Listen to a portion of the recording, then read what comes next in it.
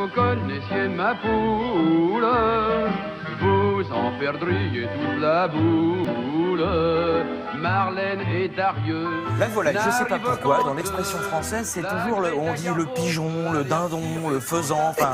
Alors qu'on ne dit jamais le rôti, par oui, exemple. Voilà, exactement. Voilà. Bon, je sais pas pourquoi le lexique...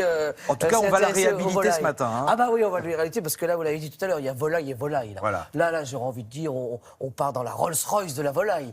Il faut vous imaginer, nous sommes allés du côté de Bordeaux, juste au-dessus de Bordeaux, à Avanzan, on est dans le Médoc. Et là-bas, il y a une ferme incroyable. Il y a une ferme d'éleveurs de volailles, ça fait plus d'une trentaine d'années qu'ils travaillent la volaille. C'est la famille Petit. Et alors, eux, ils ont une culture complètement, qui moi, m'a beaucoup plu, c'est qu'ils relancent des espèces oubliées. Où ils travaillent des espèces que pas forcément répandues. C'est-à-dire qu'en fait, l'industrie agroalimentaire nous a un petit peu forcés à manger tous la même volaille. C'est-à-dire quoi, souvent, c'est de la counue. De la counue, alors forcément, en fait, la counue. Elle est connue, la counue. Counue parce qu'en fait, elle a le cou qui est un petit peu nu sans plume. Voilà, okay. Faut pas bafouiller. Hein. Non, la counue. Et donc, la counue, en fait, pourquoi parce qu'en fait, elle profite très vite. Donc, au bout de très peu de semaines, on peut très vite la commercialiser. C'est un petit peu comme la Holstein qu'on retrouve dans les vaches et qui produisent beaucoup de lait. On s'est mis à faire beaucoup de Holstein, on s'est mis à faire beaucoup de counue pour la volaille. Et en fait, on a abandonné toutes nos races rustiques. Donc, on avait des races autochtones. On avait, par exemple, la noire d'Alsace. On avait la coucou de Rennes. Enfin, voilà. Et toutes ces volailles, on les a oubliées. Et justement, lui, il les réhabilite. Regardez, on est allé du côté de Bordeaux.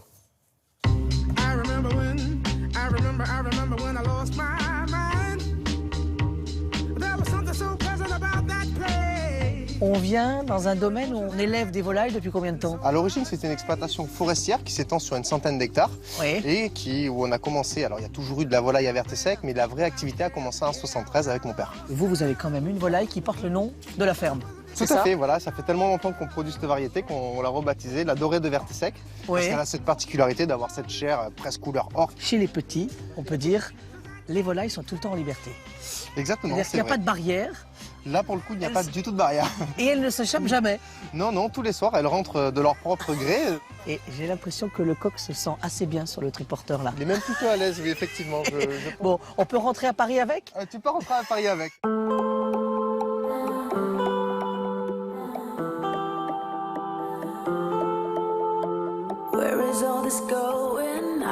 Ça, celui-ci, c'est votre chouchou, non? Un peu. Alors, la Dis-moi la variété. race. Oui, la race. La race, oui, la race Faverolles. Ça, c'est quelque chose qu'on retrouve de partout dans tous les élevages ou pas? Non, non, c'est quelque chose qui est devenu extrêmement rare, puisque depuis très longtemps, on ne travaille plus avec ce produit. Pourquoi on ne travaille plus? Mais parce qu'on a choisi d'autres croisements pour aller plus vite. Et ça veut dire qu'en fait, on a un peu standardisé les races. Oui. Ça veut dire qu'on ne mange que la même race. Une grande proportion, c'est les mêmes variétés, type coulis. Pourquoi vous la travaillez, cette variété? Je la travaille parce qu'il y a quand même une demande. C'est pas parce qu'elles sont anciennes qu'on les fait. Oui. C'est parce qu'elles ont un intérêt gustatif. Ah. Voilà. Avec des méthodes d'élevage plus longues, plus compliquées aussi. Ah, plus compliquées, oui. Donc c'est moins évident, mais par contre dans l'assiette, il y a quand même une évidence là. Voilà, on aime ou on n'aime pas, mais il y a une différence.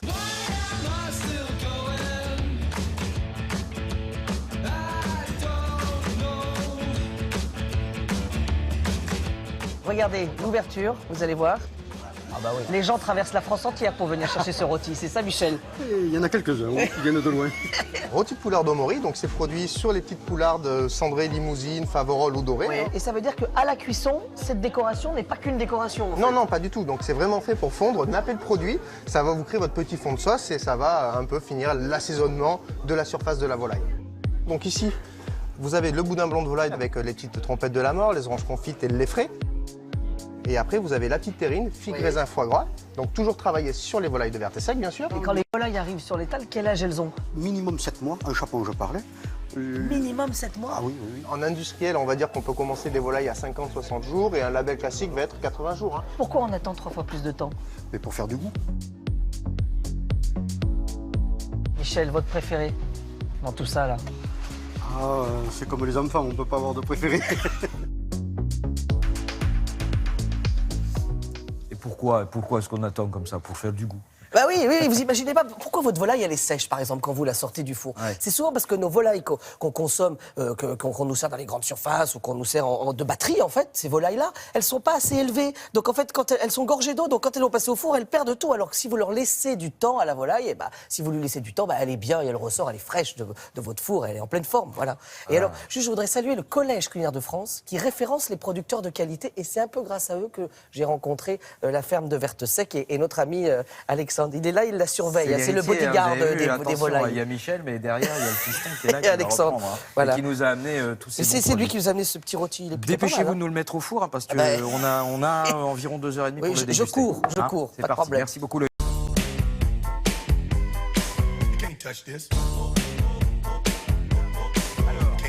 Eh bien, hier soir, figurez-vous que c'était la fête du côté du basket avec les All-Star Games. Vous dites que c'est All-Star Games, c'est Le américain? All-Star Game, oui, le match des étoiles. Oui, c'est le match d'étoiles français. Oui, c'est ça, inspiré du modèle américain en effet. Avec d'un côté les meilleurs joueurs français du championnat face à une sélection étrangère du championnat de Pro A. On va regarder tout ça en images. Il y avait aussi des animations, le concours à 3 points, le concours de dunk. On s'intéresse au match. Eux, rassurez-vous, n'ont pas joué. Ils étaient juste là pour assurer le spectacle pendant les temps morts. C'était plutôt réussi. Le match à présent. La sélection française est en blanc. La sélection est en bleu, pardon. La sélection étrangère en rouge. Alors dans ce match, traditionnellement, c'est journée porte ouverte. Il n'y a pas beaucoup de défense ou très très peu. Du coup, ça score à tout va. Et cette année encore, ça a été le cas avec la sélection étrangère donc qui va s'imposer sur un score de 130 à 129. 130 points inscrits en règle générale. Ça tourne plus aux alentours des 80 points, une attaque de Pro A. Et ça, c'est un panier de John Robertson assez fou, la sélection étrangère, donc qui s'impose. Le concours de dunk à présent, c'est également une tradition de ce All-Star Game. Oui, toujours aussi impressionnant. Il faut de bonne qualité athlétique et un petit peu de créativité. Et cette année, à ce petit jeu-là, c'est le franco-camerounais Jérémy Nzouli qui s'est imposé. Le joueur de l'élan chalonnais. chalonnais. Sèche à combien, ça? C'est des joueurs qui ont 90 cm, voire 1 mètre de détente sèche pour les meilleurs. Il n'est pas bien grand en l'occurrence. Jérémy Nzouli fait, enfin pas bien grand, il fait quand même 1m88, mais il saute très très haut avec la tête qui approche le cercle qui est à 3,05 m. Bon, maintenant, on va refroidir un petit peu la température parce que ce sont les suites.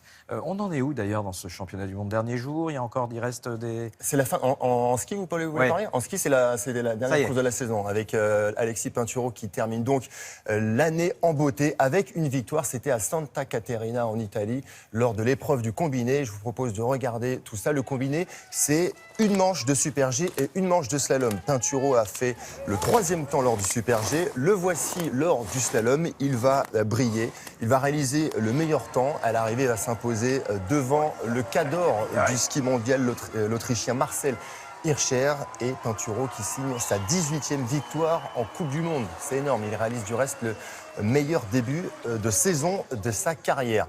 Et puis il y a les filles. Il y a les filles. Alors, je voulais vous montrer des nouvelles images de la victoire de Mikaela Shiffrin, l'américaine. Je ne fais pas une fixette sur elle, on a l'impression que j'en parle tous les jours. Elle découpe la piste. Oui, et elle a signé sa 3e victoire de suite. Voilà, elle a 21 ans. Et cette fois-ci, il n'y a plus les histoires de brouillard ou de mauvais temps. Non, c'était lors du slalom de Semmering en Autriche. 3 courses, 3 victoires. Chapeau. Elle aussi, on peut dire qu'elle termine son année en beauté. C'est à la forme. Parfait. Et alors maintenant, des nouvelles, parce qu'on commence à s'inquiéter un petit peu. Que se passe-t-il en tête du Vendée Globe? Armel Lecléache, qui à un moment donné comptait 400 000 nautiques d'avance. 800 au début. 800 même. Il n'en compte plus que 28 ce matin au dernier pointage. Armel Lecléache qui se trouve dans une zone qui n'est pas très favorable. Très peu de vent pour lui, contrairement à son poursuivant le plus proche. Il s'agit du Gallois Alex Thompson qui lui vole littéralement. Et donc il n'y a plus que 28 000 nautiques d'avance, environ 60 km. C'est très peu. Pour terminer la semaine, Thomas, cette information capitale, la Fédération rwandaise de foot a mis en place des sanctions contre la sorcellerie suite à cet incident. Regardez bien, en plein match, ce joueur se précipite sur le poteau du but adverse pour y récupérer un gris-gris ou que sais-je. Son équipe est alors menée 1-0. Alors le gardien, on l'a vu, il n'est pas du tout content. L'apprenti sorcier va écoper d'un carton jaune avant de marquer quelques secondes plus tard. Alors ça nous fait sourire, nous, mais l'incident est pris très au sérieux par la Fédération rwandaise de foot qui promet de lourdes amendes. Étonnant.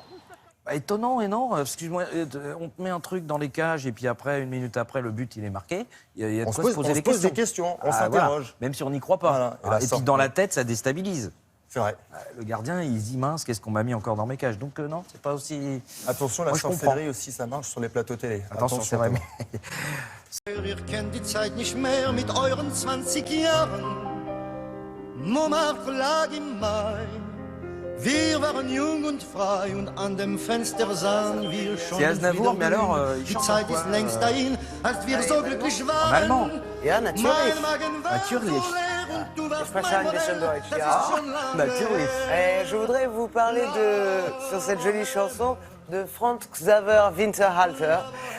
C'est un portraitiste, figurez-vous, du 19e siècle, portraitiste star. Vous savez, c'est comme aujourd'hui, vous avez toujours les grandes familles comme ça, les familles un peu aisées qui veulent absolument avoir leurs photos de famille. Oui. Vous savez, voilà, il faut avoir ça, ça prouve que notre famille va bien, qu'on est nombreux, qu'on est sympa. Et puis surtout, c'est la carte de vœux, donc il faut envoyer la carte de vœux. avec Et la puis même famille. pendant les vacances, vous savez, les photos en noir et blanc, on vous propose toujours des photos. Aujourd'hui, ça, c'est la version moderne. Mais au 19e siècle, il y avait Franz Xaver Alter, et c'était pas les photos, c'était le portraitiste, évidemment, des grandes familles royales et de tout le Gotha européen. Alors, c'était toujours pareil. À partir du moment où vous avez du talent et que vous avez une petite réputation chaque fois que vous passez quelque part, dès qu'on entend parler de vous, évidemment, là, tout le monde veut Winterhalter comme portraitiste. Alors, il est passé partout. Il est passé en Allemagne, il est passé en Suisse, il est allemand. Il est passé en Suisse, il est passé en Italie, il s'est installé à un moment à Paris. On ne jure que par Winterhalter. C'est extrêmement chic d'avoir son portrait fait par Winterhalter. Et il a évidemment marqué son époque et certaines familles royales qui ont fait appel à lui. Et où peut-on voir cette Alors, je exposition vous emmène justement à Compiègne. Le palais de Compiègne, vous savez, c'est là où les grands recevaient, les rois recevaient, faisaient inviter, par exemple, leurs amis de toute l'Europe qui venaient chasser, Les par autres exemple. cours, d'accord. Oui, alors donc voilà, donc c'était un peu là où on faisait les grosses soirées. Là où on faisait les grosses soirées, c'est au palais de Compiègne, et vous allez voir le travail de Winterhalter, la star des portraitistes. Regardez.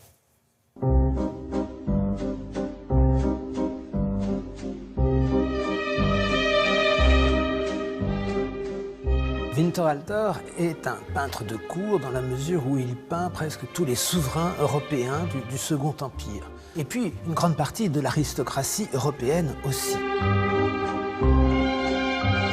L'originalité de Winterhalter, c'est d'associer une forme de modernité à une forme de tradition.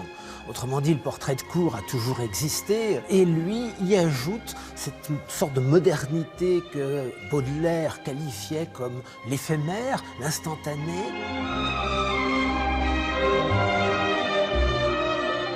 Vous voyez dans ces tableaux un pinceau très léger, très rapide, l'ensemble étant dominé par le chef-d'œuvre de l'artiste, l'impératrice et ses dames d'honneur. Vous avez les froufrous du Second Empire, les crinolines que certains ont qualifiées de parachutes, qui étaient très importantes, encombrante à tel point que les femmes avaient parfois des difficultés à passer par les portes. Ces crinolines sont peintes très rapidement, mais ils s'attachent à rendre surtout les visages, les bijoux. Cette recherche de nouveauté s'exprime aussi par une palette de couleurs particulièrement appréciée par l'impératrice Eugénie.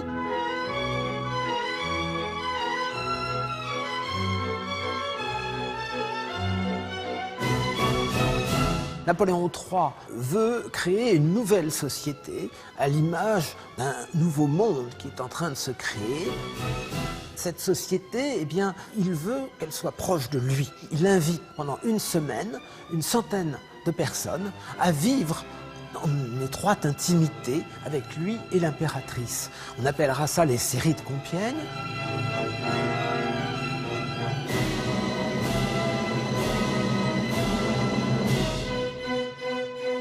Les collections royales anglaises, la reine a prêté 5 tableaux tout à fait exceptionnels qui représentent la reine Victoria, sa famille.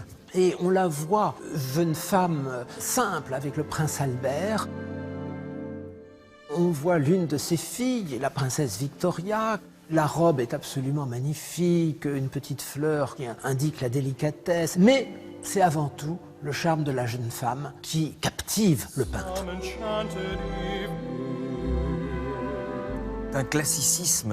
Alors là, vraiment, le trait, le dessin. On se demande finalement, qu'est-ce qui fait que ce portraitiste, plus que d'autres, finalement, aujourd'hui, a réussi à... Mais il était très doué, mais pas que. C'est-à-dire qu'il était très doué dans son travail, dans l'exercice de peintre qu'il était, de portraitiste qu'il était, mais il avait un carnet d'adresses, il était très diplomate, il avait un carnet d'adresses incroyable qui gonflait comme ça, parce que ça aussi c'était important, c'était comment se faire accepter, comment rentrer dans les petits papiers des grandes familles royales pour qu'on ne jure que par lui. Donc cette diplomatie-là, qui est encore valable aujourd'hui, ça veut dire arriver à devenir incontournable, être tellement sympathique, tellement doué, et que ça se sache, et que les familles entre elles se transmettent l'info. Dis donc, t'as pas fait le portrait par...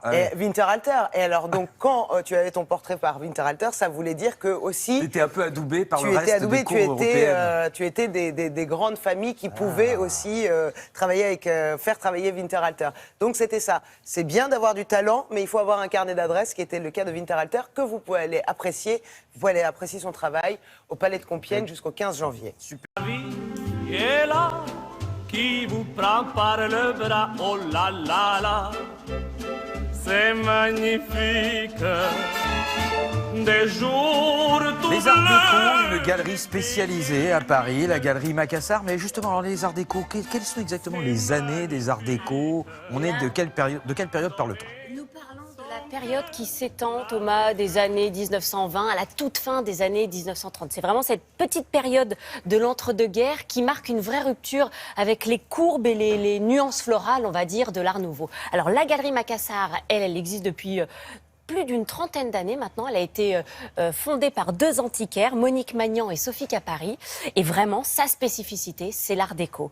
Alors bien sûr, on y retrouve tous les grands maîtres de cette période-là, Ruhlmann, Dunant, Jean-Michel Franck, tous ces grands créateurs, tous ces grands ébénistes qui avaient une grande connaissance artisanale, qui utilisaient des matériaux somptueux, hyper précieux, les bois rares, le galuchat, l'ivoire, le parchemin, et qui ont véritablement inventé un style. Alors nous, vous allez voir, on s'est intéressé, la galerie, elle représente toutes les spécificités. Ouais. Mais nous, on s'est intéressé plus particulièrement à la sculpture et aux panneaux décoratifs. La sculpture avec un artiste qui s'appelle Ferdinand Parpan, que vous ne connaissez sans doute pas, mais qui fait des choses incroyables, plutôt simples en apparence, mais qui dans les formes et dans les volumes, c'est magnifique. Voilà, c'est ça, Ferdinand Parpan, vous allez le voir dans le sujet. Et puis ensuite, Raymond Delamarre et Jean Dunant pour les panneaux décoratifs que l'on trouve à l'époque souvent sur les grands paquebots, parce que c'était la grande période des transatlantiques, voilà, mais aussi dans les grands décors intérieurs. Regardez, nous avons rencontré le directeur de la galerie, Thierry Chaudière.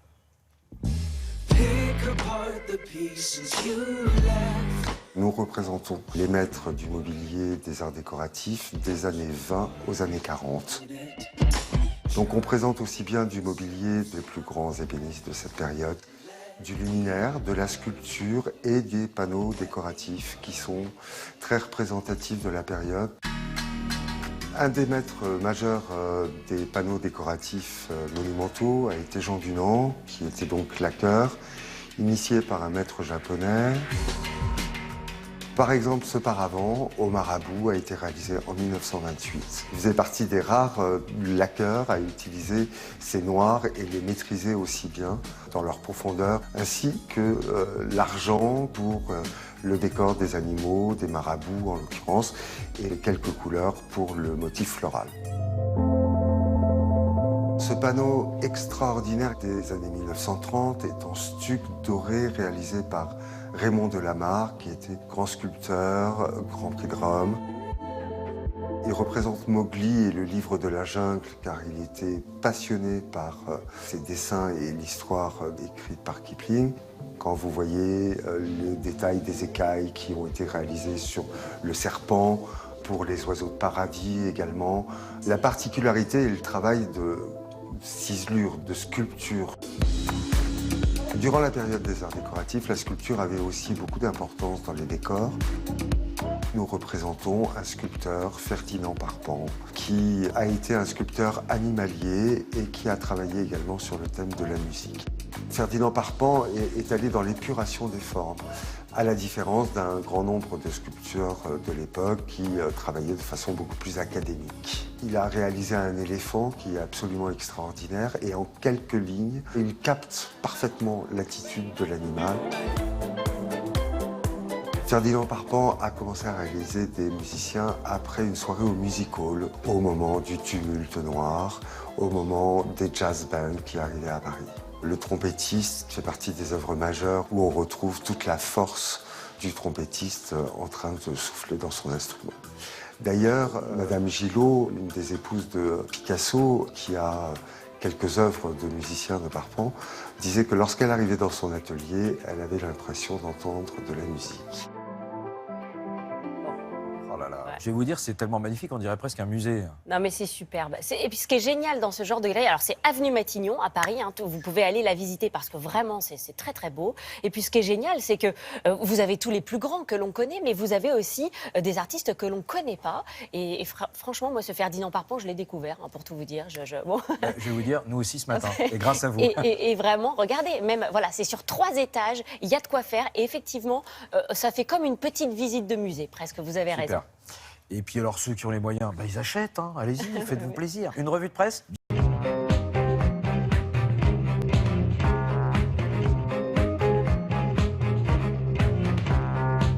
On n'échappera pas à l'heure des bilans, puisque c'est la fin de l'année, donc on va en avoir beaucoup, et vous faites partie des premiers. Alors c'est parti. Donc c'est l'heure des bilans, effectivement, et de la réflexion sur la manière dont on fonctionne, des examens de conscience. Je commence par un tout petit article dans Libération qui nous rappelle, sans même oser insister, comme si c'était normal, combien gagnent quelques super riches. Vous apprendrez que le Français le plus riche, Bernard Arnault, possède un patrimoine de presque 39 milliards et qu'en plus ça augmente. Oui. Sa fortune a augmenté de 7 milliards rien que cette année. Pareil pour Liliane Bettencourt qui a récolté 2,5 milliards de plus, soit 35 milliards au total. Oui, et puis il a distancé complètement son rival François Pinault, hein, qui maintenant est dans les profondeurs du classement, non ? En effet. Alors à ce niveau, vous savez que les chiffres ne sont plus très parlants. On peut dire simplement que ces deux personnes, à elles seules, Bernard Arnault et Liliane Bettencourt, ont gagné autant cette année que, tenez-vous bien, 3,5 millions de Français au salaire moyen. Pas au SMIC, hein, au salaire moyen. D'accord. Les deux ont gagné autant que 3,5 millions de personnes. Autre chiffre tout aussi indécent. Parce qu'ils le valent bien. Il faut croire. Autre chiffre tout aussi indécent, vous lirez dans le Figaro ou le Parisien aujourd'hui en France qu'un footballeur, l'Argentin Carlos Tevez, gagnera désormais 38 millions par an dans le club de foot de Shanghai qui vient de l'embaucher, 38 millions.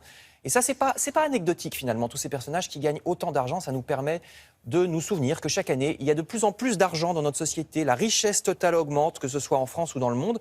Le seul problème, c'est la répartition de cette richesse. Oui.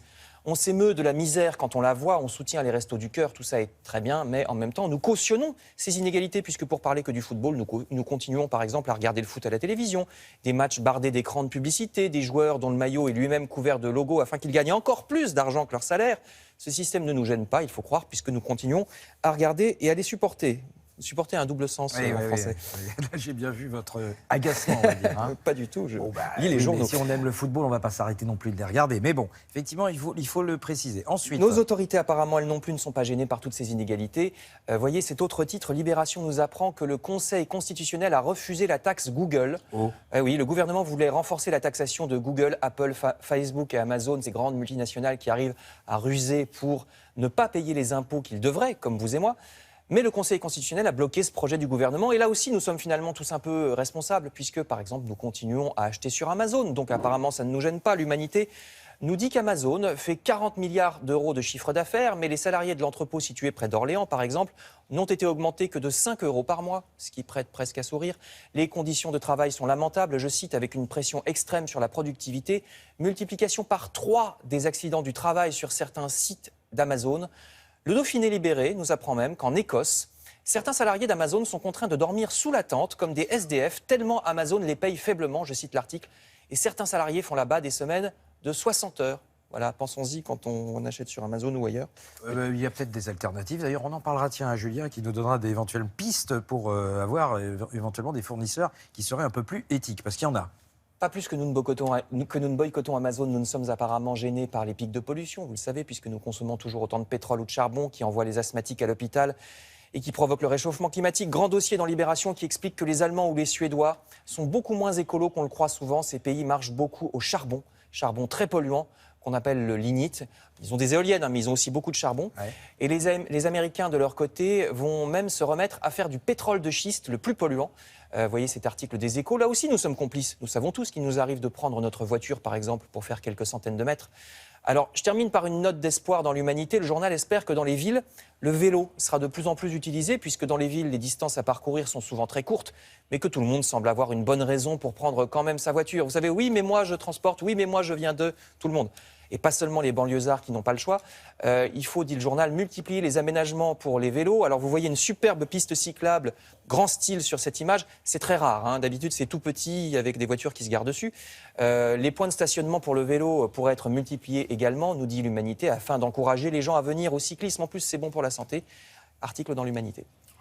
Magnifique. C'est près de la gare de Lyon? Oui, c'est le pont, vous savez, le pont entre la gare de Lyon et la gare d'Austerlitz, si je vois bien. Donc il y a du progrès, vous voyez, c'est pas que non plus des parce qu'il est moderne, ce pont. Alors il a été fait récemment. Et voilà, donc au moins il y a un petit peu des raisons d'espérer, parce que sinon, dis donc, le bilan de l'année 2016... Bonjour à tous, bonjour Florian Philippot. Bonjour. Actualité internationale extrêmement chargée pour ces derniers jours de 2016. Les États-Unis ont décidé d'expulser 35 diplomates russes. Ce sont des représailles contre le Kremlin qui est soupçonné d'avoir interféré dans l'élection américaine. Est-ce que c'est une décision justifiée d'après vous ? Écoutez, on n'a pas encore de preuves sur une interférence et entendre parler des États-Unis d'ingérence, ça a toujours un petit côté cocasse, amusant, parce que le grand pays de l'ingérence internationale dans les affaires des autres, qui va jusqu'à espionner par ses grandes oreilles de la NSA les chefs d'État étrangers, ce sont les États-Unis. Les élus américains, certains craignent quand même une ingérence, peut-être, vous avez entendu, dans l'élection française, et que la Russie veuille favoriser l'élection de Marine Le Pen. Vous l'avez entendu, ça ? Oui, ce qui est complètement ridicule. Bon, ce qui est d'abord ridicule, c'est de recréer artificiellement la guerre froide. Je pense que c'est bon. Enfin, on devrait passer à autre chose. Le seul pays qui, aujourd'hui, a écouté les chefs d'État français, les gouvernements, y compris français et d'autres gouvernements, ce sont les États-Unis. Donc on ferait bien d'abord d'alerter sur cette situation et de ne pas la tolérer. Mais moi, je regarde ce qui se passe aux États-Unis, même si ça reste une affaire américaine. Il est temps que M. Obama s'en aille, que cette administration s'en aille, parce qu'on sent qu'elle cherche le conflit avec la Russie, ce qui n'est pas bon pour la paix dans le monde. Et vivement l'arrivée de M. Trump, qui signera probablement une période d'apaisement. Or, moi, je souhaite plutôt la paix que le conflit. Je souhaite plutôt l'apaisement que de voir ressurgir de manière artificielle une espèce de guerre froide qui serait dangereuse pour tout le monde, y compris pour les pays d'Europe occidentale. Ce que vous dites sur la Russie, Donald Trump l'a dit lui-même, on disait Marine Le Pen, c'est la candidate de Vladimir Poutine en 2017 ? Non, c'est la candidate du peuple français. Voilà. Alors tous ceux qui essaient de rentrer dans une théorie du complot, où il y aurait une espèce de marionnettiste russe qui jouerait avec le reste de la planète, d'abord je pense qu'ils surestiment la puissance russe. Et ensuite, montre qu'il refuse le débat de fond. Marine Le Pen, elle veut une France libre, elle veut une France indépendante, une France souveraine, qui ait sa propre voix dans le monde, sa propre diplomatie, et donc son propre effort de défense nationale. Monsieur Obama est dans une politique de terre brûlée pour laisser la situation la plus compliquée possible à son successeur. Ça n'est pas très responsable. Un sujet fait polémique en France. Les magistrats sont en colère après la décision de François Hollande de gracier totalement Jacqueline Sauvage. L'Union syndicale des magistrats l'accuse notamment, je cite, de piétiner allègrement sa promesse de respecter l'indépendance de la justice. Est-ce que vous ne croyez pas qu'il faut aujourd'hui supprimer ce droit de grâce présidentiel qui peut sembler d'un autre temps ? Non, je suis favorable au maintien du droit de grâce. Alors, il est hérité d'une période monarchique. Écoutez, c'est notre côté un peu républicain monarchique en France. La Ve République, c'est comme cela. Et ça n'a pas que des désavantages. Le droit de grâce, il doit être utilisé avec parcimonie. Chacun le comprendra bien.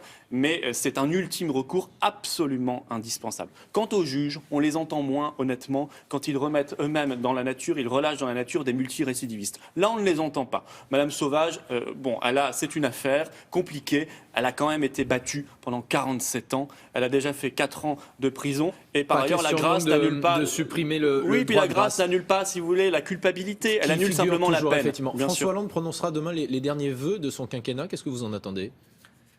François Hollande peut-être est un petit peu plus libre puisqu'il ne se représente pas. C'est peut-être d'ailleurs ce qui explique qu'il ait accordé cette grâce alors qu'il ne l'avait pas fait auparavant à Mme Sauvage. Donc s'il se sent libre, et bien qu'il se sente libre d'appliquer ses promesses, j'attends l'annonce d'un référendum sur la proportionnelle aux élections législatives. Je crois que ce serait une belle annonce de la part d'un candidat, d'un président qui justement n'est plus candidat, d'un président qui est peut-être un peu plus libre qu'il ne l'était il y a quelques semaines. 3 questions rapides, 3 réponses rapides. Un mot qui concerne pour beaucoup de Français le prélèvement de l'impôt à la source. source. Ça a été validé par le Conseil constitutionnel. Si le FN arrive au pouvoir, est-ce qu'il supprime le prélèvement à la source? Je ne sais pas si on reviendra dessus. Nous n'étions pas favorables à cette mesure parce qu'elle est très compliquée, y compris pour les petites entreprises, et parce qu'elle... Oui, non, vous... Non, parce qu'elle rompt, si vous voulez, le principe de confidentialité aussi pour le salarié. Et ça, c'est un vrai problème vis-à-vis de son employeur. Nous, ce qu'on fera surtout et avant tout, c'est de faire un impôt plus juste, c'est-à-dire allégé pour les classes moyennes, allégé pour les petits retraités, Autre sujet. Et plus lourd pour les très très grandes fortunes. Question courte, réponse courte. Il y a une pétition pour un nouveau procès pour Christine Lagarde, plus de 230 000 signatures. Est-ce que vous avez signé cette pétition? Non, je ne l'ai pas signé, mais je suis choqué par le verdict, parce qu'on parle quand même de... Vous souhaitez un nouveau procès? Je pense qu'il n'est pas possible. Ce que je souhaite, c'est une réforme d'abord de la Cour de justice de la République. On ne peut pas être responsable, coupable, mais ne pas avoir de peine. Ça, c'est insupportable. Aujourd'hui, il y a 3 magistrats et 12 parlementaires dans cette Cour. Il faut qu'il y ait plus de magistrats et moins de parlementaires. Et surtout, je vais vous dire, que les parlementaires soient moins élus, parce que Mme Lagarde, elle a été jugée par ses copains. Pour qu'ils soient mieux élus, eh bien, il faut qu'on mette en place une meilleure représentativité par la proportionnelle aux législatives. Alors, ces propositions, vous Mais les et Français Marine jugeront. Le Pen, vous allez pouvoir justement les exposer dans la campagne présidentielle. On dit qu'elle va accélérer, lancer sa campagne à partir de janvier. Ce sera quoi le grand axe de la campagne de Marine Le Pen? Ce sera de redonner la parole au peuple. Voilà, ce sera... Mais ça, on l'a déjà entendu aujourd'hui. Non, on voit aujourd'hui qu'il y a quand même des tensions au sein du Front National. Vous avez vu ce matin nos confrères du Figaro qui listent 7, 9 grands points de divergence. Il faut quand même que je puisse répondre d'une phrase à vos questions, sinon je ne peux pas répondre. Bon. Quels sont justement aujourd'hui... On a l'impression qu'il y a quand même des tensions au sein de ce Front National. C'est pas le cas? Non, il n'y a pas de tension au sein du Front National. Tout va très bien. Les tensions, Tout va très bien. Tout va très bien. Vous les trouverez à gauche. Avec Marion Maréchal Le Pen, vous êtes exactement sur la même ligne. On est sur la même ligne. Chez les Républicains, vous avez 3 candidats. Sur la question de l'avortement, on a vu que vous étiez sur la même ligne. Mais la ligne a été tranchée, c'est celle de Marine Le Pen, droit à l'avortement, remboursement intégral. Je reviens sur l'affaire Lagarde. Les Français pourront... Non, excusez-moi, parce que j'ai pas pu finir. Les Français pourront juger l'affaire Lagarde par l'élection présidentielle. Parce que Mme Lagarde, elle était ministre, mais elle n'était pas seule. Au-dessus d'elle, il y avait un Premier ministre qui s'appelle M. Fillon, dont le nom a été cité plusieurs fois au procès. Les Français pourront juger ces pratiques-là par leur vote, leur bulletin de vote. Pour vous, en le avril et en mai responsable prochain. de cette affaire, c'est François Fillon? Madame Lagarde n'a pas agi seule. Je suis désolé. Il y avait un Premier ministre, M. Fillon, et un président de la République au-dessus d'elle, dont les noms ont été cités dans l'affaire et qui ne se sont pas exprimés. M. Fillon ne s'est pas exprimé sur l'affaire Lagarde. C'est fou nourri sur François Fillon depuis quelques jours. Certains observateurs estiment que justement c'est ce qui a tout changé, cette primaire de la droite. Est-ce que c'est le cas? Il vous fait peur, François Fillon? Pas du tout, d'ailleurs, c'est le grand silence. M. Fillon n'a rien à dire. On dirait qu'il a atteint son apogée lors de la campagne des primaires internes et que depuis, il n'a plus rien à dire. Moi, je vois un candidat qui est le candidat de l'Union européenne, c'est-à-dire à la fois il refuse les frontières nationales, il parle des frontières comme de la démagogie, il veut Schengen puissance 2, donc il est vraiment pour l'immigration massive. La victoire du FN a mis la victoire de Fillon a mis le FN sous tension, disent certains observateurs. Non, mais ça, c'est dans leur rêve, voilà. D'un autre côté, M. Fillon, c'est le candidat de Bruxelles parce que c'est le candidat de la brutalité sociale, c'est celui qui veut démanteler la sécurité sociale, c'est celui qui veut supprimer la durée légale du temps de travail. Je veux dire, reconnaissez quand même que ce projet-là, c'est le projet du 19e siècle. C'est un projet qui nous ramène des dizaines d'années en arrière. C'est un projet qui ne relancera pas la croissance ni l'emploi, qui ne créera pas de justice dans notre pays.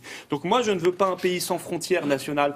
Et je ne veux pas un pays de la brutalité sociale. C'est pour ça que je combats ardemment François Fillon et que je crois en Marine Le Pen, qui est la candidate du patriotisme, de la souveraineté nationale, du patriotisme économique et de l'identité nationale. Merci beaucoup Florian Philippot. C'est à vous Thomas. Merci beaucoup Guy. De Paris s'envole une chanson.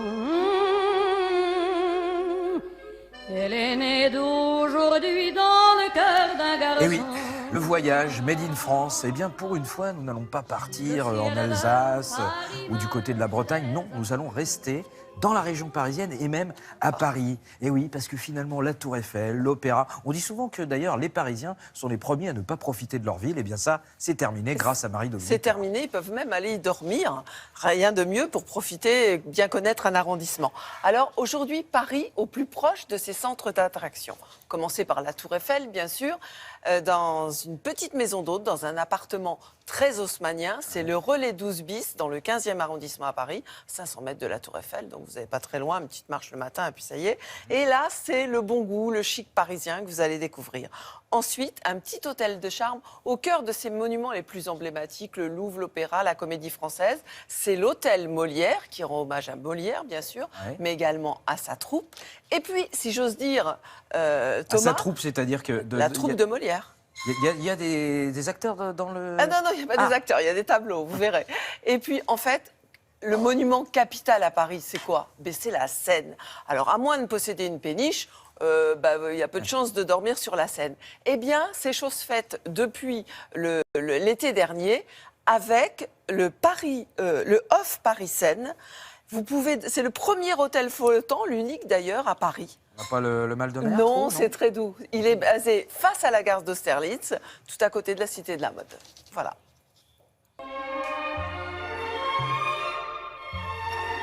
Un emplacement idéal à 5 minutes à pied de la Tour Eiffel. C'est le 12 bis. Une maison d'hôte typiquement haussmannienne, typiquement parisienne. Cet immeuble appartient depuis plusieurs générations à la même famille. Nous y habitons tous, entre le 7e, le 6e, le 5e. Et ce premier étage, nous l'avons transformé en maison d'hôte à l'intérieur d'un immeuble en réunissant 2 appartements.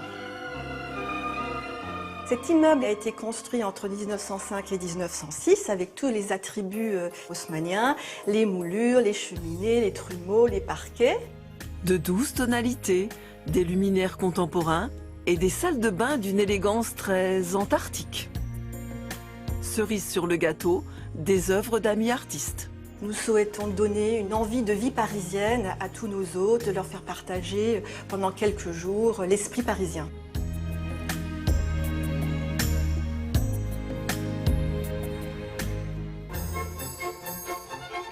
Au cœur de Paris, à 2 pas des théâtres, du Louvre et de la Comédie Française, on révise ses classiques.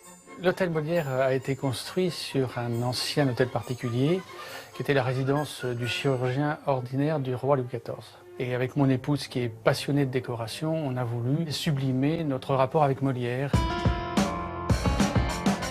La réception figure plutôt la scène de théâtre. En progressant plus vers la salle des petits déjeuners, on a un petit salon qui est plutôt celui de la loge du comédien. Jeu de transparence au travers de miroirs et d'œils de sorcière, atmosphère littéraire et vieux bouquins. La salle des petits déjeuners représente plutôt le côté foyer du théâtre. Dans chaque chambre, un dialogue s'installe sous forme de tableaux à la fois historiques et contemporains.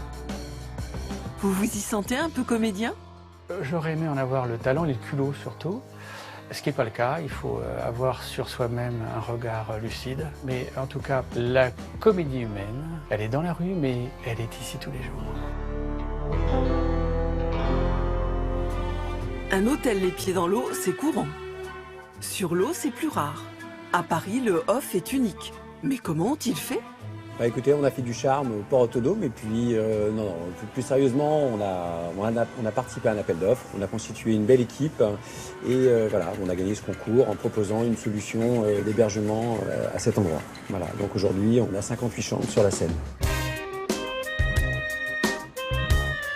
C'est un catamaran. Vous avez 2 coques, 750 tonnes, donc c'est la plus grosse embarcation flottant à Paris. Ça a été réalisé 100% en France par des entreprises françaises, d'une part à Dieppe et d'autre part dans l'est de la France.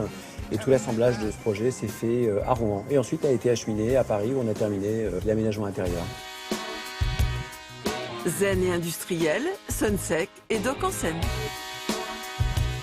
On est dans une bulle, on n'est ni dedans ni dehors. Vous êtes dans la plus belle avenue de Paris, c'est la Seine. C'est bon. J'aime bien, je la taquine, elle dit non, il faut pas dire ça. Parce que je lui demande, mais lequel t'as préféré? Eh ben non. Je les ai tous Alors, aimés, on se vous voit sinon. déjà à l'antenne, mais Oui. il y a un petit coup de cœur.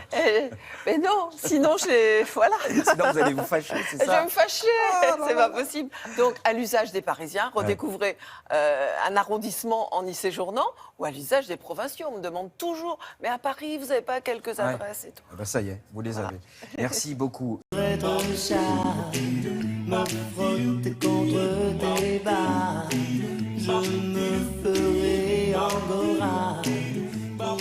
Et oui, l'ostéopathie sur les lions. Non, pas du tout. L'ostéopathie sur les chats. Alors vous dites, on connaissait l'ostéopathie sur les chevaux, l'ostéopathie sur les chiens, mais sur les chats, c'est pas un peu... Bonjour Natacha Harry. Bonjour. C'est pas un peu délicat un chat? C'est pas, vous n'allez pas le casser? Alors, c'est vrai que c'est beaucoup moins connu sur les chats que sur les chevaux et les chiens que vous avez cités précédemment. Sur les lions, ça va être un peu compliqué. Les chats, finalement, on n'y pense pas parce qu'on se dit les chats ne vont pas accepter d'être manipulés, de rester tranquilles. Et alors, ce qui est très surprenant lorsqu'on assiste à une séance d'ostéopathie, c'est que l'animal, quelle que soit son espèce, les chiens, les chevaux, les chats, même un lapin, les animaux se laissent faire parce qu'ils ressentent profondément le bienfait de la séance. Donc c'est vraiment une médecine qui est très intéressante, soit en complément d'une médecine plus traditionnelle avec des médicaments, soit, et j'ai presque envie de vous dire, surtout en prévention pour éviter que des problèmes n'arrivent.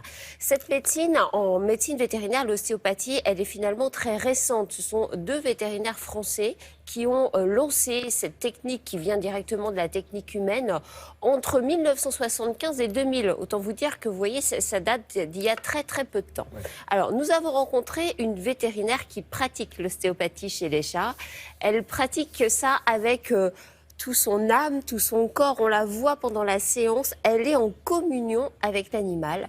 Vous allez découvrir dans quel cas ça présente un intérêt. Et là, on vous réserve des surprises parce que souvent, on pense que l'ostéopathie, ce n'est utile que dans les problèmes articulaires ou des problèmes liés au squelette. Eh bien, pas du tout. Regardez.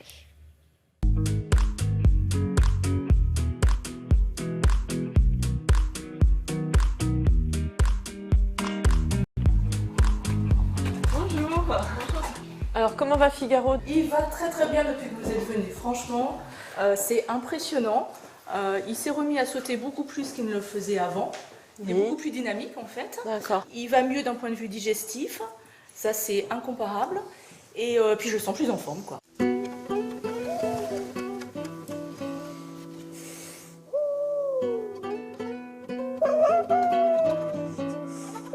Chez le chat, l'ostéopathie va être intéressante dans différents domaines. Donc tout ce qui est ostéo-articulaire avec les boiteries. Il y a également tout ce qui est action au niveau viscéral, pour notamment constipation, mais également les cystites du chat. Dans certains cas de troubles dermatologiques, l'ostéopathie va être un complément, on va avoir une action très intéressante. Et le domaine qui est très souvent oublié, mais pourtant très intéressant, c'est tout ce qui est troubles du comportement. Bien. Allez, tu restes tout contre. Oui. Allez-y. Hop, vous pouvez l'installer directement sur la table. Allez, voilà, on va l'ouvrir. Hop, comment ça va, Riley? Ça va à peu près bien, c'est-à-dire qu'elle n'a pas trop de soucis avec sa patte. Par contre, elle est toujours constipée. D'accord. Bien, bien. Mais sinon, bon, quand elle saute, elle a toujours un peu des soucis. La première fois que j'ai vu Riley, c'était suite à un accident de voiture. Et elle a une fracture du bassin, voilà. Donc de l'iliaque gauche. Vers le digestif, oui. L'ostéopathie est une médecine qui consiste en des manipulations sur des zones qui vont être en restriction de mouvement, c'est-à-dire qui vont présenter un blocage. Il va s'agir d'articulation d'os, mais aussi de muscles, de viscères, de la circulation des liquides. On va avoir un plan d'action sur tout l'organisme. Je travaille sur la première vertèbre cervicale. Il y avait un blocage. Donc avec différentes techniques, on lève ce blocage pour redonner de la mobilité. Dans tous les cas, on s'adapte aux réactions de l'animal. C'est-à-dire qu'il peut y avoir une petite réactivité, mais si c'est douloureux ou trop gênant, c'est qu'il faut changer de technique. Le chat va être libre de bouger comme il veut pendant la séance parce qu'on n'impose pas la manipulation. On a fait des soins régulièrement au début, après l'accident, et oui, il y a eu une récupération presque totale de l'utilisation de son membre et un transit digestif qui s'est remis en place. Et voilà. Prodigieux parce qu'il ne bouge Ça pas. vous épate, hein? Ben oui, Ah il oui, ne bouge oui. pas, ça lui fait du bien. Donc, problème locomoteur, problème digestif, problème urinaire. Est-ce qu'il y a des contre-indications? Finalement, très peu. Parfois, la prise de certains médicaments. Évidemment, pas d'ostéopathie sur un animal qui souffre d'une fracture. Il faut attendre qu'elle se répare. Voilà. Et il faut qu'il se repose au moins 3 jours après une séance. Pour les animaux âgés, c'est top.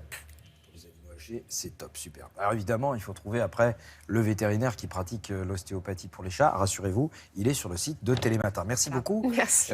Vous avez voyagé dans la géographie et maintenant nous allons faire avec Julia du Web un petit voyage dans le temps. Alors il y a des rétrospectives, on sait que par exemple Google offre une vidéo chaque année et là c'est une vidéo aussi de l'année 2016. Cette fois-ci, c'est qui C'est une initiative personnelle d'un artiste suisse, il est DJ, il s'appelle Siro et il a relevé le défi de résumer l'année 2016 en 2 minutes et regardez, le pari est réussi vraiment avec brio. Nous ne les oublierons pas.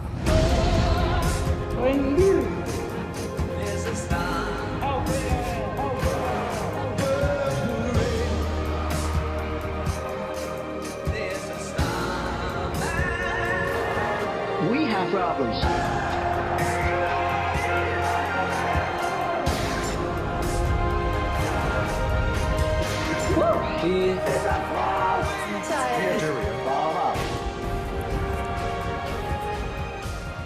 Regardez, alors évidemment ça dure 2 minutes, c'est extrêmement bien fait et extrêmement bien réalisé. On peut dire que l'état d'esprit des internautes pour l'année 2016, c'est qu'ils ont vraiment hâte que ça se termine et que 2017 réserve des meilleurs jours. Ouais. Enfin, vous savez, on sait toujours ce qu'on quitte, on ne sait pas vers là où on va. Ben, enfin, ouais, bon, en espérant que ce soit pas pire quand même. Exactement. Ouais. Mais En travaillant, c'est un bon stimulant qui vous rend le cœur plus vaillant. Siffler un air joyeux. Vous avez vu? C'est la musique. Eh ben oui, c'est la musique de Blanche-Neige et les 7 nains. Pourquoi est-ce qu'on vous a mis la musique de Blanche-Neige et les 7 nains? Tout simplement parce qu'il y a un spectacle. Alors après l'exposition, après le parc d'attractions, voici le spectacle Disney. Et figurez-vous que Julia Livage est allée le voir pour nous.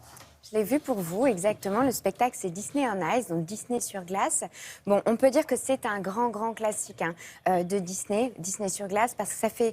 Le spectacle en lui-même, le fait de danser sur la glace et de raconter des histoires comme ça sur la glace, ça existe depuis les années 50 chez Disney. Donc on peut dire qu'ils maîtrisent bien la chose, d'autant plus que, comme on le sait, c'est quand même les maîtres incontestés du dessin animé et du film d'animation. C'est Nemo, là, qu'on a vu sur... Oui, tout à fait.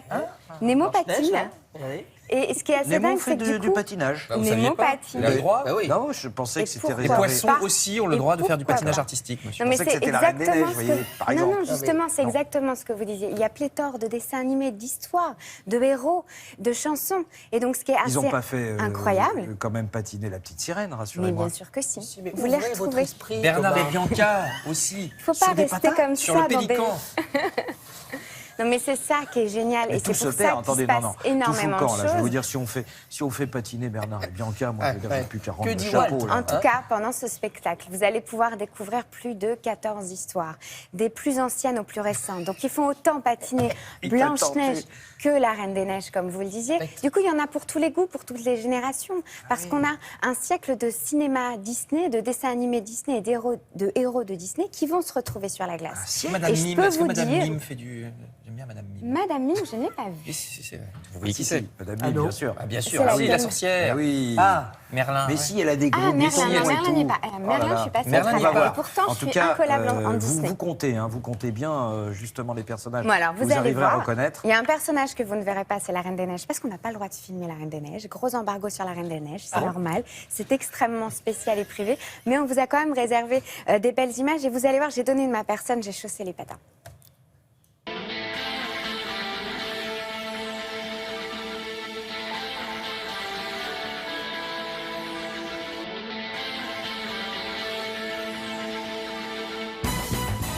Bonjour les amis. Bonjour tout le monde. Hi Cory. Bonjour Cory, pouvez-vous me raconter la genèse de ce spectacle? Bien sûr, le spectacle de cette année, Disney sur glace présente 100 ans de magie et celui qui compte le plus d'histoires et le plus de patineurs. Ils sont 49 et viennent de pays différents. C'est vraiment l'héritage de Walt Disney depuis la première histoire, comme Pinocchio, Blanche-Neige, jusqu'aux plus récentes comme Toy Story, Nemo et bien sûr la Reine des Neiges.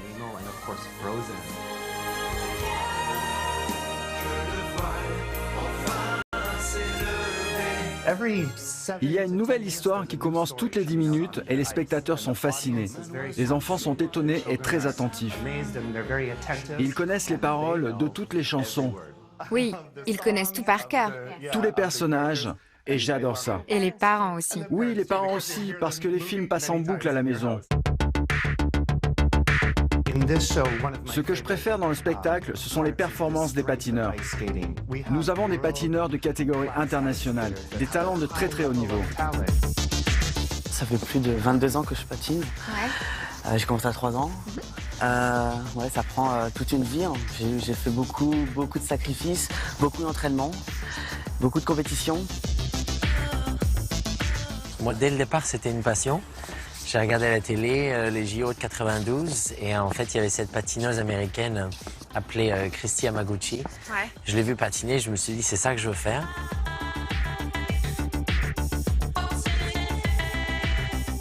Quel niveau il faut pour faire ce genre de choses? Un niveau, il y a du niveau international, définitivement. Ouais. Donc de compétition internationale? Oui, tout à fait.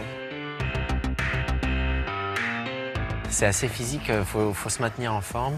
Le spectacle nous demande pas mal et c'est aussi beaucoup d'heures passées dans les coulisses.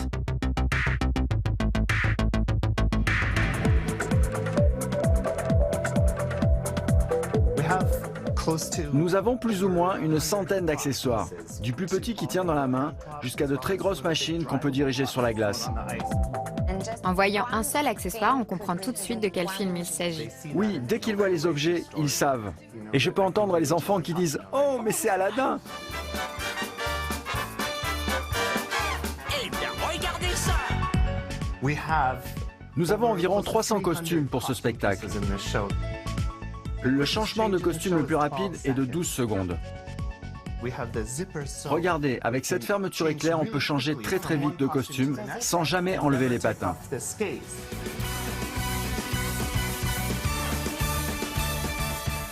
C'était incroyable, merci beaucoup.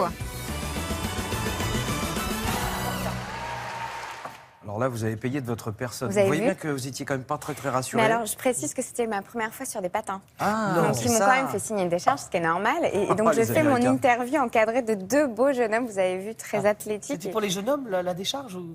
Ah, un peu les deux. Qu'est-ce que c'était que ce chapeau, là, cette tenue de Alors, Disney? c'est le personnage du premier tableau, donc c'est toute une série de patineurs qui dansent avec Mickey, Minnie et Dingo. D'accord. Mais les vrais costumes, on ne peut pas les montrer à l'image. C'est-à-dire que les personnages principaux, on ne peut pas Mais ça, c'est présenter les dingue. costumes. Par exemple, pourquoi est-ce qu'on n'a pas vu la Reine des Neiges? Ben, je vous ai dit, c'est le grand moment clé du spectacle. Donc, Vous c'est y comme quand alliez. on va filmer un concert, il y a des morceaux qu'on n'a pas le droit de filmer, de Ah, montrer, et de c'est dévoiler. ça. C'est C'est normal. une ruse de la part des Américains pour qu'on aille voir le truc en vrai. on en parle là. Et donc, allez le voir parce qu'il y a une tournée qui démarre en janvier dans toute la France. Et ils ont terminé à Paris. Maintenant, ils vont se déplacer partout. Vraiment, il faut aller le voir. C'est un régal pour les yeux, pour les adultes, pour les enfants, pour tout le monde. Pour tout le monde. Une Et revue pour de les presse, oreilles. bien sûr.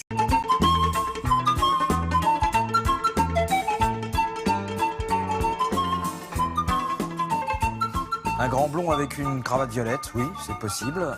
Et qui va attaquer par quoi, sa revue de presse culturelle? Encore une disparition, pardon, hein, mais Jean-Christophe Victor. Oula, héros. Hommage à Jean-Christophe Victor, qui était le créateur et présentateur d'une émission complètement atypique à la télévision qui s'appelle Le Dessous des cartes sur Arte. Vous allez voir des articles de La Croix, Libération, L'Humanité, etc. Une émission où il expliquait simplement sur des cartes géographiques les grands problèmes, la faim, la guerre, l'extraction minière, les migrations, les langues parlées dans le monde, etc. C'était quelqu'un lui-même de très atypique, ancien mauvais élève à l'école, qui ensuite s'est découvert une passion pour les études une fois arrivé à l'université.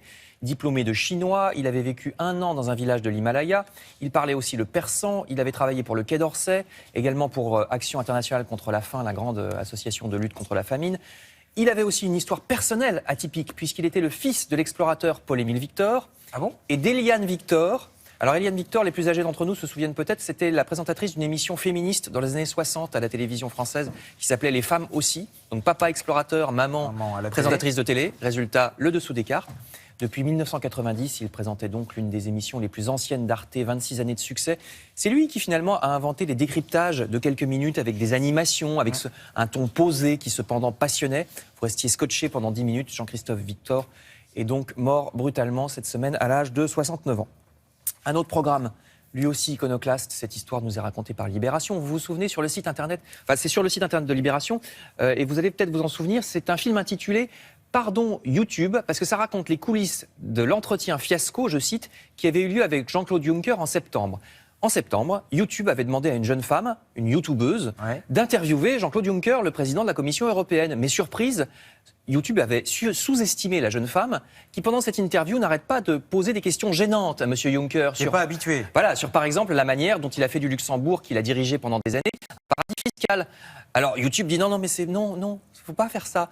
YouTube a essayé d'impressionner la jeune femme pour qu'elle soit plus gentille dans ses questions, mais elle a tenu bon, elle continue à poser ses questions gênantes, et elle en a même fait du coup ce documentaire, c'est pour ça que ça sort que maintenant, après septembre, elle en a fait ce documentaire qui montre comment on a essayé de la censurer, de lui dire non, faut être gentil. Le documentaire, il est visible aussi sur cette chaîne-là? Oui, parce qu'après, c'est business is business. Hein. Donc même, ils font la pub de leur propre censure. C'est-à-dire que Libération, vous trouverez dans Libération le lien qui va vers ce film, mais qui effectivement, ça passe par les canaux d'Internet et donc de YouTube. C'est un peu l'arroseur arrosé. Oui. C'est donc sur le site de Libération. Alors c'est important parce que vous savez que la liberté de la presse ne s'use que quand on ne s'en sert pas. Les journalistes doivent montrer sans arrêt qu'ils n'ont pas peur, c'est le slogan du Canard enchaîné. Le Parisien nous rappelle qu'en Turquie, pas loin de chez nous, donc, les journalistes sont fréquemment arrêtés par le gouvernement Erdogan, même pour un simple tweet. Ça vient d'arriver à ce monsieur encore une fois, parce que c'est pas le seul. C'est un journaliste du journal Cumhuriyet. La Turquie est désormais considérée comme la plus grande prison du monde pour les journalistes par Reporters sans frontières, nous dit le Parisien. Et oui, c'est là qu'il y a vraiment le plus grand nombre de journalistes emprisonnés. Enfin, toujours à propos de la prise de parole publique, vous lirez, je termine, cette réflexion amusée de Thomas Coville, grand sportif, dans Libération. C'est le marin qui vient de battre le record du Tour du Monde en solitaire. Et bien, ça va arriver aujourd'hui, hein, attention, ça va être la Trinité. Ce grand sportif lui-même se demande pourquoi les médias donnent si souvent la parole aux sportifs et pas aux intellectuels. Vous savez, les sempiternelles interviews de sportifs où il vous explique qu'il était bien dans le match, qu'il est content d'avoir gagné et s'il a perdu, qu'il fera mieux la prochaine fois. Donc c'est amusant. Un grand sportif qui dit mais arrêtez de donner la parole aux sportifs, donnez la parole aux intellectuels, c'est beaucoup mieux. C'est à lire dans Libération. C'est superbe.